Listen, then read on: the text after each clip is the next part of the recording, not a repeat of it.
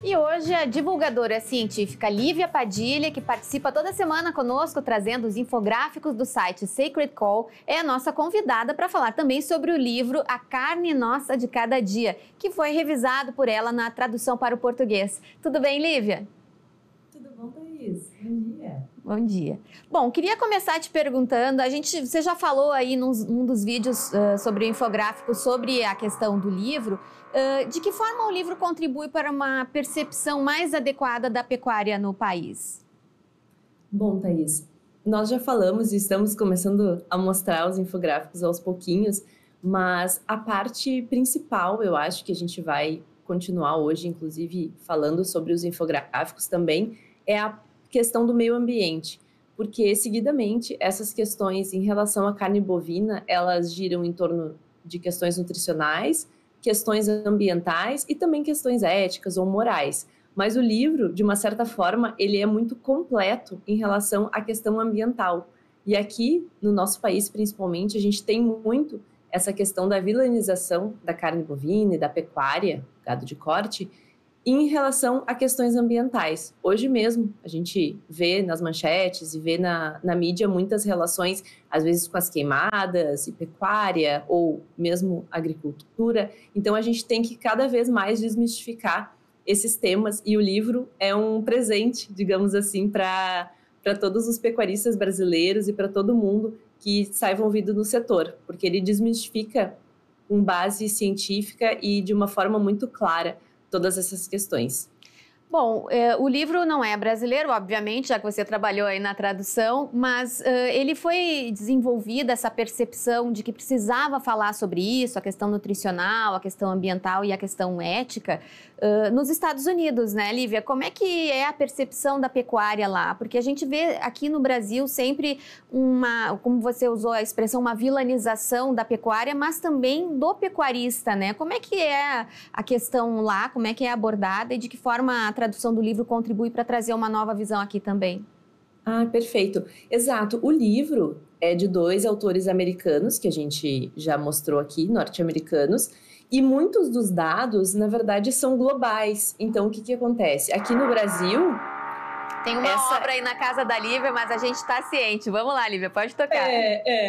Aqui no Brasil, ele foi traduzido, então, como A Carne Nossa de Cada Dia, e muitos dos dados a gente consegue entender, aproveitar. Por quê? Porque a questão nutricional da carne, por exemplo, é universal. Então, toda essa parte nutricional, tudo que a gente entende ali e aprende naquela parte é para o mundo todo.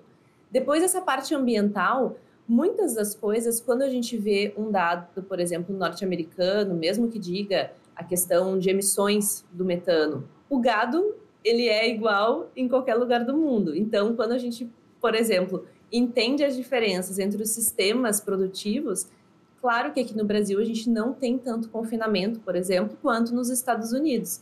Então, isso já é uma vantagem. E como eles explicam as diferenças, a gente entende. Então o gado a pasto, ele se alimenta mais ainda desses materiais que a gente não consegue digerir, é mais eficiente em termos de ambientalmente eficiente, ele acaba produzindo uma proteína e alimentos de alto valor biológico lá na ponta, sendo que ele comeu pasto, comeu subprodutos de outras culturas. Então, isso a gente consegue entender facilmente pelo livro, e eu acredito que lá nos Estados Unidos e até na Austrália, por exemplo, a questão do produtor, do pecuarista em si, ele é um pouco mais, talvez, bem visto pela sociedade no geral, quanto aqui no Brasil. Essa é a impressão que eu tenho, e falando também com amigos e produtores também, é uma percepção comum. Então, eu acho que vai ser mais um aliado nesse sentido, com os argumentos, com toda essa base, explicando realmente como a gente faz aqui uma pecuária muito sustentável, muito ambientalmente correta em vários sentidos, como a gente consegue daí ganhar, digamos assim, um pouco mais a sociedade e esse respeito. E até do ponto de vista da alimentação da população, né? Porque o consumo de proteína é importante para uma questão de saúde em geral e muitas vezes as pessoas acabam se sentindo até culpadas em alguma medida por consumir a carne em função de tudo isso que se fala sobre, enfim, sobre a produção e sobre o consumo da proteína. Exato. Não, essa parte nutricional é excelente. Inclusive, eu tenho falado, eu estou fazendo também uma série e depois vou postando uma série com especialistas. A gente está fazendo e divulgando, ajudando a divulgar aqui o livro, principalmente porque eles também adoraram, leram o livro em inglês e estavam ansiosos. Então, por exemplo, ontem eu conversei com uma amiga minha que é nutricionista e ela estava dizendo isso.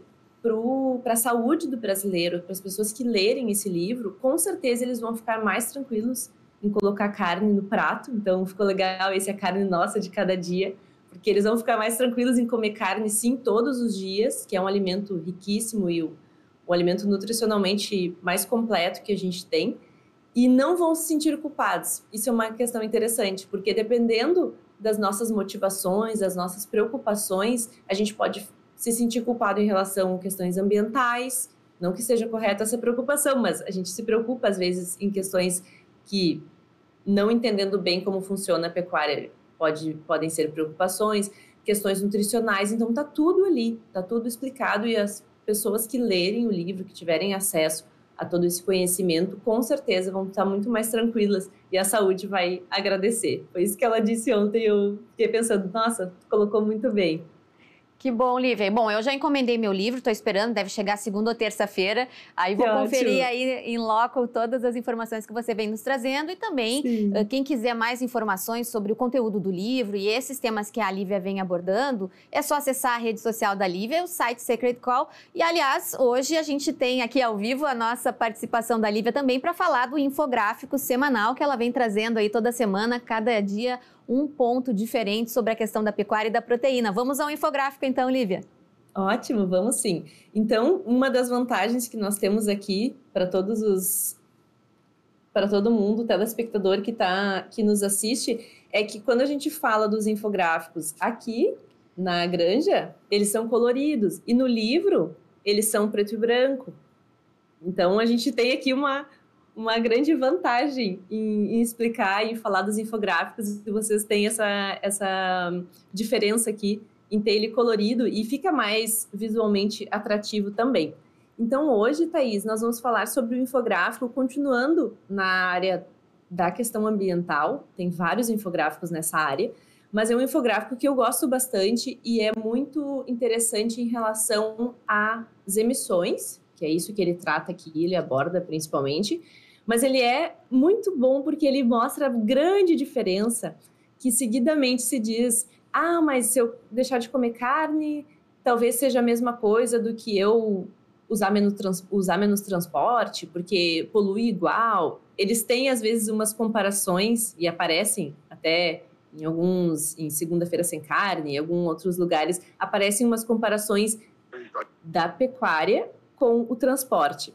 Então, aqui nesse infográfico, vocês podem notar que existe uma grande diferença das emissões diretas, ou seja, do como a gente consegue calcular um tipo de emissão que se chama uma emissão direta, e a emissão de um ciclo de vida. Ou seja, aqui a gente consegue ver do ciclo de vida, no topo do gráfico, que o gado, no caso, esses dados aqui são da FAO, ele é de 14%, 14,5%. Isso aqui é global.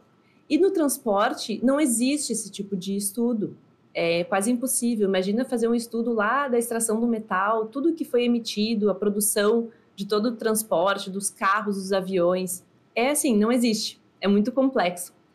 E na hora de fazer um cálculo das emissões diretas, ou seja, o que o gado, ou aqui os ruminantes que está na figura, o que eles arrotam e toda essa emissão em relação ao gado, isso globalmente equivale a 5%. E as emissões diretas do transporte, ou seja, aquele gás emitido, todas as emissões que saem lá quando a gente liga o carro, queima o combustível fóssil, gasolina e todos os outros, isso sim é mensurável. E isso já foi mensurado e globalmente é 14%. Ou seja, aqui a conclusão é a seguinte: imaginem vocês compararem o 14 lá de cima, das emissões diretas do gado, com o 14 de baixo do transporte. Vejam que 14 em cima, 14,5 é mais do que o transporte. E é isso que as pessoas fazem. Erroneamente, muitos lugares colocam essa comparação. O que não é verdadeiro, que não faz nenhum sentido. A gente não está comparando aqui similares com similares. O que a gente tem que comparar, sim, é as emissões diretas, que são 5 versus 14, e daí dá para ver que o transporte ganha e emite muito mais, e não as emissões do ciclo de vida inteiro. É injusto fazer essa comparação.